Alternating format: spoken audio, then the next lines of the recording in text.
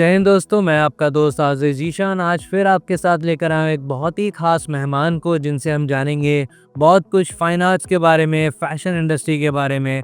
मेरठ में उन्हें fashion icon के नाम से भी जाना जाता है, स्टाइल आइकन भी कहते हैं, और वो हैं नन अदर देन हमारे professor principal Pintu Mishra ji. Sir, आपका बहुत-बहुत स्वागत है। थैंक यू दिशा। जी। तो पिंटू जी, बात को आगे बढ़ाते हैं और मैं आपसे ये जानना चाहता हूँ कि आपने फ़ाइन आर्ट्स की दुनिया में कदम रखा, अपनी फ़ील्ड को चुना, आगे बढ़े, तो कैसे आपका एक जो इंटरेस्ट था वो डेवलप हुआ कि भई मुझे फ़ाइन आर्ट्स में जाना है और इसी इंडस्ट्री में आगे काम कर? थैंक यू ज़ीशान, बहुत अच्छा क्वेश्चन है। मुझे ये क्वेश्चन पूछ के तुमने मुझे पुराने दिनों की याद दिला दी। मैं वैसे तो बेसिकली साइंस का स्टूडेंट था, मेरी घर में भी सब साइंस के ही थे, और वो एक टाइम ऐसा था जिस समय आर्ट को कोई बहुत अच्छा नहीं समझते थे लड़कों के लिए, कि उनको ये लगता था कि आजकल के टाइम में अगर आर्ट साइड लिए तो फिर करियर में क्या करेंगे। तो इसी तरह से बट मेरा शौक़ था, और मुझे स्टूडेंट में साइंस का था, बट मैं अपना कुछ स्केचिंग और कुछ काम कुछ करता रहता था ऐसे ही। तो इसी तरह से एक बार एक एग्जीबिशन थी नेशनल इंटीग्रेशन पे, जिसमें एक यहाँ के जो डीएन थे, तो उन्होंने मेरी पेंटिंग को बहुत अप्रिशिएट किया, और मेरे फादर को कहा कि भाई जब ये आर्ट फील्ड में जाना चाहता है तो आप इसको इसी फील्ड में करिए। तो उससे जो भी उनकी बात हुई पापा की और उनकी, तो उन्होंने मुझे उसके लिए मोटिवेट किया कि तुम जो करना चाहते हो ठीक है, अब करो। तो वहाँ से मैंने 10+2 के बाद में मैंने अपना आर्ट में कैरियर बनाया, इसी में फिर अपनी मेरी क्वालिफिकेशन करी मैंने, और फिर इसके बाद में धीरे धीरे जब एक मैंने जो मेरा प्रोफेशन और जो मेरा शौक़ था वो मेरा प्रोफेशन बन गया। और जब आपका जो शौक़ है प्रोफेशन बन जाता है, तो और आप एक ही ट्रैक पे चलते हैं, तो आपको बहुत अच्छा वो मिल जाता है रास्ता भी। तो इसी तरह से बस मेरा फिर इसमें एक बार आने के बाद फिर मैंने पलट के नहीं देखा इसमें। और शुरू में मुझे थोड़ी इसमें प्रॉब्लम आई थी कि हर कोई, किसी को ये लगता था कि भाई, आधे लोग ये कहते थे आगे जाके क्या करोगे, ठीक है क्वालिफिकेशन पूरी हो गई।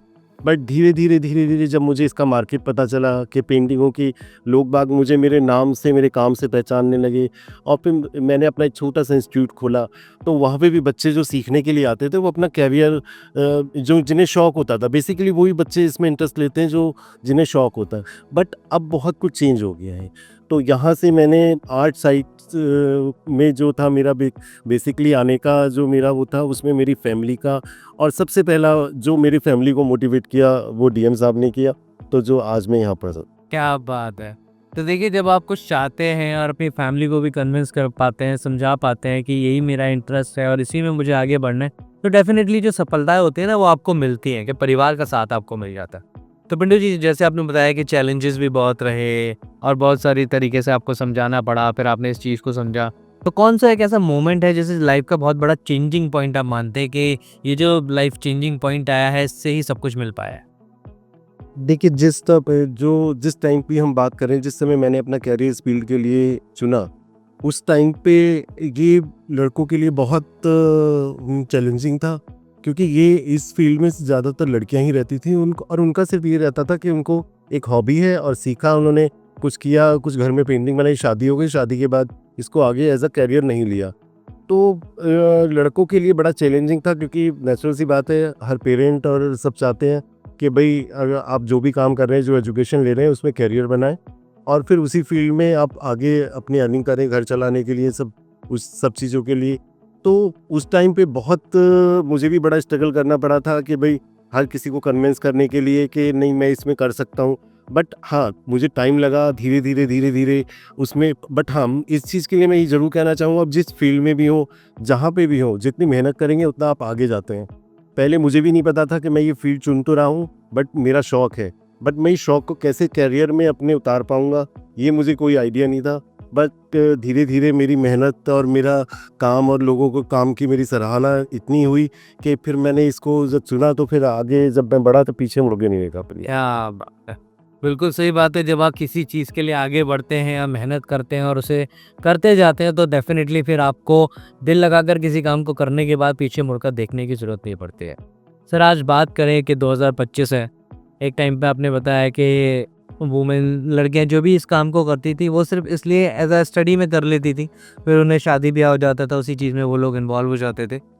तो आज के टाइम पे आप देखते हैं और पहले के टाइम से जब से आपने शुरू करा, क्या कुछ तब्दीलियाँ, क्या कुछ बदलाव आपको फैशन इंडस्ट्री में देखने को मिले हैं और किस लेवल के देखने को मिले हैं? अब आज के टाइम में और पहले टाइम में फ़ैशन में बहुत फ़र्क आया है। जी। पहले आप देखिए फ़ैशन जो होता था सिर्फ़ एक लिमिटेड जो एक जिसको कहेंगे हम एक जो एक हाई स्टैंडर्ड था उन लोगों के लिए फ़ैशन था। तो बट जो मतलब जैसे मिडिल क्लास हो या उससे नीचे में वो हम देखें तो उन लोगों का ये रहता था कि उनको बस फ़ैशन देख सकते थे, कर नहीं सकते थे। बट अब आज के टाइम पे जो हर फ़ैशन का एक अलग-अलग लेवल हो गया है कि फ़ैशन में आप मिडिल क्लास है चाहे हाई क्लास है, हर कोई आदमी उसमें फ़ैशन के लिए अपने को मतलब तैयार कर सकता है। हर तरह की ड्रेसेस है और इसी वजह से इसकी डिमांड इतनी हुई है क्योंकि आजकल का टाइम है कि हर कोई चाहता है कि मैं अच्छा दिखूं, कि अट्रैक्टिव दिखूं। तो इसलिए वो अपने पे फ़ैशन के जितने भी एक्सपेरिमेंट होते हैं तो सब वो अपने पे करना चाहता है। मेकअप से लेके स्टाइलिंग से लेके ड्रेस सेंस से लेके हर चीज़ को वो अडॉप्ट करना चाहता है। बट पहले ऐसा नहीं था। पहले हर किसी को एक हेजिटेशन रहती थी कि हमने ये किया है तो ये कैसा लगेगा, लोग हमारा मजाक उड़ाएंगे। बट अब ऐसा नहीं है। अब तो जो भी है, कोई अगर कोई चैलेंजिंग भी है उसको भी एक्सेप्ट करने के लिए तैयार रहते हैं। इसीलिए अब आप देखेंगे कि मतलब फ़ैशन सिर्फ एक हाई लेवल क्लास का ही नहीं रह गया। हर आप कहीं भी जाइए आपको हर चीज़ में तो बट वो उसका लेवल अलग अलग होगा। पहले सिर्फ फ़ैशन जो था, जो हाई क्लास वाले जो बड़े बड़े लोग रईस लोग होते थे वही लोग करते थे। उन्हीं लोगों के पास में आपको स्टाइलिश चीज़ें मिलेंगी, डिज़ाइनर्स भी उन्हीं के लिए काम करते थे। बट अब हर लेवल के लिए आदमी काम करता है तो ये अब अफोर्डेबल एक है जिसको हर कोई अडॉप्ट कर सकता है। बिल्कुल सही बात है। पहले एक लिमिट होती थी कि सिर्फ क्लास जिनका बना हुआ है वही लोग कुछ करते थे और इसी को देख के आपको लगता कि ये कुछ नया है, ये फैशन है। जो मिडिल क्लास था, जो लोअर क्लास आदमी था, वो बड़ा सिंपल तरीके से रहता था। लेकिन आज किसी का भी ड्रेसिंग सेंस देखकर आप नहीं कह सकते कि वो किस क्लास का है, क्योंकि हर किसी को हक है अच्छा दिखने का, बेहतर दिखने का, फैशनेबल होने का, और यही आज के इस मॉडर्न टाइम ने हम सभी लोगों को दिया है। तो सर, मेरा अगला सवाल आपसे ये है कि जो लोग फैशन इंडस्ट्री में आना चाहते हैं, अपना करियर बनाना चाहते हैं, वो किस तरीके से इसमें आगे बढ़ सकते हैं और क्या एक अच्छा ऑप्शन, क्या एक बूम उन लोगों के लिए है? इसमें अगर आपको इस फील्ड में करियर बनाना है तो सबसे पहले आपको इसके सब्जेक्ट की नॉलेज होनी चाहिए, जिसके लिए आपको ग्रेजुएशन या पोस्ट ग्रेजुएशन करना चाहिए, जिससे आपको जो सब्जेक्ट की बारीकियां हैं वो पता चल सकें कि उसमें आपका सब चीज़ें कवर होती हैं कि उसमें आपको किस तरह का कपड़ा होता है, कहाँ से बनता है, या फिर किस वेदर में कौन सा कपड़ा चाहिए होता है, किसी की हाइट कम है ज़्यादा है उसके लिए कैसा कपड़ा या प्रिंट चाहिए। तो ये सारी चीज़ें आपको स्टडी में कराई जाती हैं। अगर जब आप ये स्टडी कर लेते हैं और जब आप इस फील्ड में आते हैं तो आपको उसके साथ साथ आपको हर चीज़ की कि किस स्टेट का कौन सा फैशन है, किस स्टेट में कौन सा कपड़ा चलता है, ये सब चीज़ों की नॉलेज होनी चाहिए। जब भी आप इस फील्ड में इस्टेब्लिश कर सकते हैं। अदरवाइज़ आपने कहीं से देखा, कुछ देखा, उसको कॉपी किया, थोड़ा चेंज किया, तो वो आप एक थोड़े टाइम तक के लिए तो आपका चल सकता है मगर लॉन्ग टाइम तक के लिए नहीं चलेगा। इसके लिए आपकी क्रिएटिविटी होनी चाहिए कि आप में कोई भी आप कोई कपड़ा देख रहे हैं, ड्रेस देख रहे हैं, वो क्रिएटिव है। तो ज़रूरी नहीं है कि कोई आपने ड्रेस बनाई कि वो हर किसी के ऊपर अच्छी लगे। तो आपको जब आप धीरे-धीरे एक्सपीरियंस करेंगे तो आपको ये पता चलने लगेगा कि ये जो सामने जिसके लिए हम ड्रेस डिज़ाइन कर रहे हैं, इस पे अच्छी लगेगी, नहीं लगेगी, कौन-सा कपड़ा है। तो ये सब चीज़ें एक्सपीरियंस से आती हैं और एक्सपीरियंस गेन करने के लिए आपको एकेडमिक नॉलेज होना बहुत ज़रूरी है। जी, जी, जी। बिल्कुल सही बात है। देखिए, जब एक अच्छा गुरु आपको मिलता है, एक अच्छी एकेडमी आपको मिलती है, तो आपको वो सारे काम करने की समझ आती है जो आप करना चाहते हैं और जिसके ज़रिए आप लाइफ में आगे बढ़ना चाहते हैं। तो सर, अगला सवाल मेरा आपसे ये है कि आपने फाइन आर्ट से लाइफ शुरू करी। आज मेरठ में सब लोग आपको स्टाइल आइकन के नाम से जानते हैं, फैशन आइकन के नाम से जानते हैं। तो ये एकदम से चेंज कैसे हो? फाइन आर्ट और फैशन वैसे देखा जाए तो दोनों सिमिलर से ही हैं कि दोनों में ही रंगों का खेल है। तो फाइन आर्ट्स में मैंने अपना करियर शुरू किया और जब ये कॉलेज शुरू किया तो इसमें फैशन डिज़ाइन एक सब्जेक्ट रखा गया जो कि मेरे अंडर में था, क्योंकि अब कलर की नॉलेज और डिज़ाइनिंग की नॉलेज ये सब मुझे शुरू से ही थी। तो फैशन जब शुरू हुआ तो मेरा उसमें भी इंटरफेयर होने लगा कि उसमें किस तरह की ड्रेसेस होनी चाहिए, कौन से कलर अच्छे लगेंगे। तो ये सब करते करते आज जो मेरा सब्जेक्ट पेंटिंग है वो पीछे छूट गया है और लोग बाग मुझे फैशन के उसमें ज़्यादा जानते हैं। तो दोनों ही सिमिलर से हैं और जब आप फैशन में आते हैं तो आप फाइन आर्ट्स को भी पढ़ना पड़ेगा आपको, क्योंकि रंगों की नॉलेज, कपड़े की नॉलेज, डिज़ाइनिंग की नॉलेज नहीं होगी तो आप इस फील्ड में कुछ नहीं कर। बिल्कुल, ये तो बड़ा मतलब फैमिली में भी बड़ा अच्छा पॉइंट रहता होगा कि ज़्यादातर होता है कि लेडीज़ बताती हैं कि फैशन में क्या, लेकिन आपकी वाइफ मुझे लगता है आपसे पूछती होंगी, आपके बेटे आपसे पूछती होगी कि पापा ये बताओ इस ड्रेस कैसी है, इस फेस्टिवल पे, इस फंक्शन में कैसी जाएगी? ये घर में ही नहीं, बाहर भी सबको मतलब ये रहता है। मेरा सबसे पहले तो ये रहता है कि अगर आप कुछ भी कोई कर रहे हैं तो वो पहले अपने पे इम्प्लीमेंट होना चाहिए। कि अगर आप कोई कलर, अब अगर आपने मुझे देखा होगा, मुझे कोई भी कलर पहनने में कोई परहेज़ नहीं होता है, चाहे कोई भी हो, कोई डिज़ाइनिंग में कुछ भी, क्योंकि बट वो अच्छा लगना चाहिए आपके ऊपर।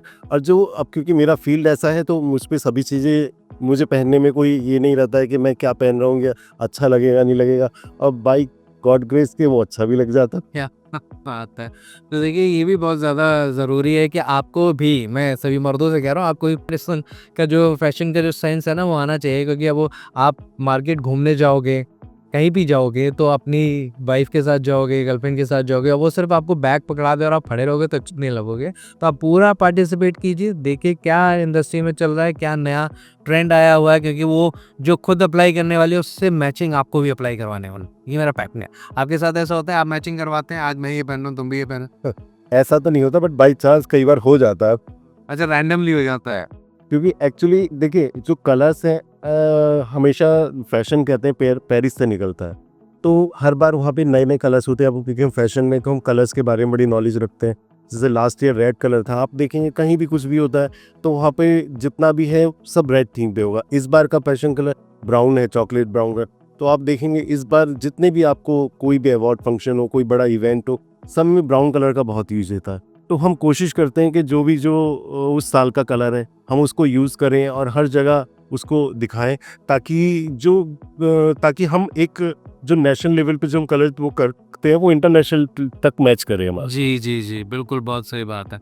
तो सर क्या एक मैसेज देना चाहते हैं सभी लोगों को, जो भी लोग फैशनेबल दिखना चाहते हैं, फैशन की इंडस्ट्री में आना चाहते हैं, इन बातों का ख़ास तौर पे ध्यान रखें अपने डेली रूटीन पे, क्योंकि खूबसूरत दिखना देखिए सभी का हक है।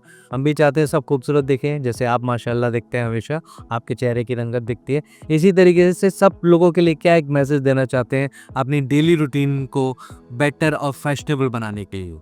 सबसे पहले तो आप में कॉन्फिडेंस होना चाहिए कि आप कहीं पे भी जा रहे हैं, कहीं किसी फंक्शन में है, किसी मीटिंग में है, तो आप जो पहन रहे हैं वो कॉन्फिडेंट है।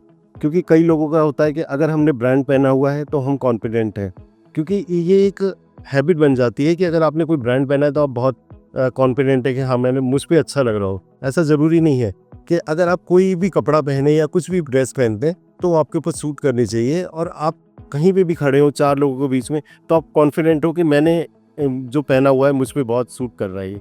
क्योंकि हर किसी की देखने का अपना नज़रिया होता है कि हो सकता है कि वो आपको अच्छा लग रहा है, उसको नहीं लग रहा हो, तो हर किसी के सामने से पता चल जाता है कि उसका एक्सप्रेशन क्या हो। बट अब एक्सप्रेशन को इग्नोर करिए, आप अपने में कॉन्फिडेंट रहिए कि हाँ जो मैंने पहना है, जो मैंने स्टाइल कैरी किया हुआ है मुझ पे बहुत सूट कर रहा है, तो आप सक्सेस रहेंगे। और बाकी जो है किसी की कोई परवाह नहीं करनी चाहिए किसी भी उसमें, क्योंकि आजकल का फैशन एक ऐसा वो है कि आज पहले होता था कि मेल्स के लिए रेड ब्लू और मतलब ब्लैक ब्लू ब्राउन कलर ही होते थे, गर्ल्स के लिए पिंक रेड, और ये वो डिफाइन किया हुआ था। बट अब ऐसा कुछ नहीं है, जो कलर फीमेल के लिए होता है वही मेल के लिए भी चल सकता है। बिल्कुल, सारे कलर देखिए यूनिसेक्सुअल है। कलर ने कभी कहा, मतलब किसी ने कहा कि ये कलर जो है ये इसी में रहेगा, यही लोग पहनेंगे, कोई कलर की कहीं परिभाषाएं नहीं है, हम लोगों ने बनाई हुई चीज़ें थी, और हम ही को इस चीज़ों को तोड़ना होगा, इसके बैरियर से आगे निकलना होगा, क्योंकि कलर किसी भी रंग का हो, काला मेल भी पहनते हैं, फीमेल भी, इसी तरीके से रेड भी है, पिंक भी है, जो कलर आपको सूट कर रहा है, आपकी पर्सनैलिटी पे जच रहा है, उसे पहनिए, अच्छे से खिलिए, फूलों की तरह बाहर निकलिए, एंजॉय कीजिए। तो दोस्तों आज ढेर सारी बातें हमने करी पिंटू मिश्रा जी से, जो कि मेरठ के जाने माने फैशन एंड स्टाइल आइकन हैं। उनसे ढेर सारी बातें हमने जानी, बहुत कुछ उनकी ज़िंदगी के बारे में जाना, फैशन इंडस्ट्री के बारे में जाना।